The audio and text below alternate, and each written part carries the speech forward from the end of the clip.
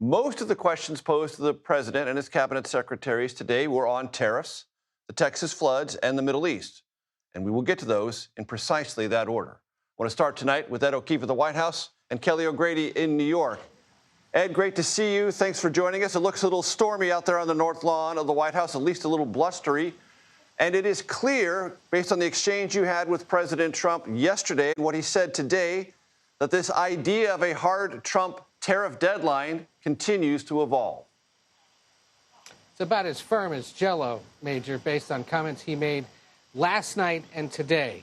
Are the letters he sent to leaders the final offer or subject to negotiation? And how hard a deadline is August 1st? Watch his answers from last night and from that epic cabinet meeting today. Is the August 1 deadline firm now? Is that it? I would say firm. No, I would say firm, but not 100% firm. If they call up and they say, would like to do something a different way, we're going to be open to that. August 1st, they pay. And everybody pays. Everybody has to pay. And the incentive is that they have the right to deal in the United States. If they don't want to, they don't have to pay, and they don't have to deal here. That's why the Japanese Prime Minister today called these letters regrettable, why there were emergency meetings in South Korea, and why the stock markets are no fan of this and continue to be rattled by this new deadline and the messages telling these countries you got a 25 to 40% tariff, take it or leave it. Well, Kelly, what's the Jell-O effect on economics, the markets, and what tariffs may or may not mean for American consumers? Yeah, I like to look at that in three different ways. I mean, when you think about the actual economics, the trade piece of this, these shifting deadlines have meant that there were wild swings in imports and exports, which, as we know, really did impact first quarter GDP. Jury's still out on the second quarter. Then you think about the investor piece of this. You see the Dow down tepidly today, not much of a tantrum from investors. And that's because, I know I say this word a lot, Major, but they're becoming more comfortable with uncertainty. A lot of investors I spoke to, I was actually just down at the New York Stock Exchange an hour ago for the closing bell, were saying, well, we just keep seeing this moved out. And so there's hope that that deadline isn't as firm as the president says it is.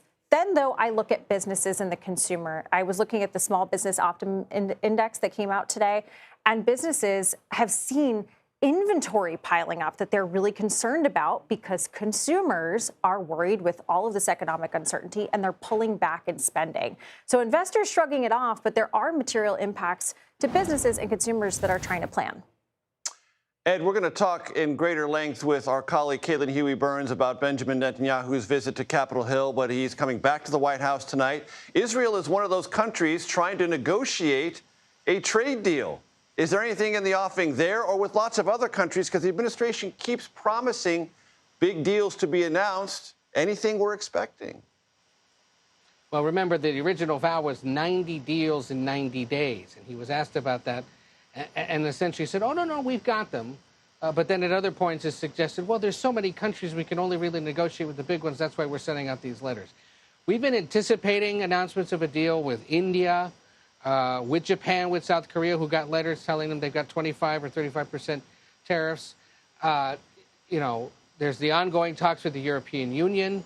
There's a hope of getting a deal by next week with Canada.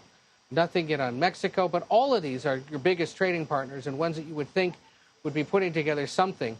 The thing is, these talks often, traditionally, take months, if not years, to be fully negotiated and then implemented. The current USMCA, the Mexico, Canada, United States trade agreement, for example, took more than a year, was the subject of great negotiation and political intrigue in all three countries. You can't expect that that kind of thing is going to get negotiated in just a matter of days now, with only a handful of administration officials with the leverage or the permission to be negotiating something like that. And then there's the fact that today he threatened a 50% tariff on copper imports and potentially 200% tariffs on imported pharmaceuticals. There are a lot of European countries that make our drugs, for example. How do those sectoral tariffs, as they call them, potentially affect ongoing talks with those other countries, especially if copper or pharmaceuticals are one of their big exports? We'll have to wait and see.